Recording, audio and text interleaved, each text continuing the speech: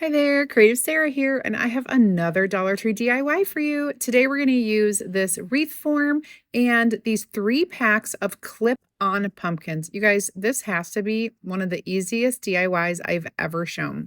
I got 3 different colors. These are like the leathery pumpkins, and they have the clips right on them. It was so easy to do. You can see that I used 14 of the light colored pumpkins. I used 21 of the orange and 21 of the brown pumpkins.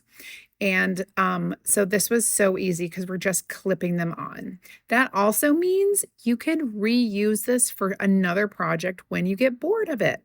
If you like this project and you'd like to see more, go ahead and comment the word VIP. I will send you a message with a link where you can join my free DIY and crafting group. You'll get more ideas, inspiration, and insider information.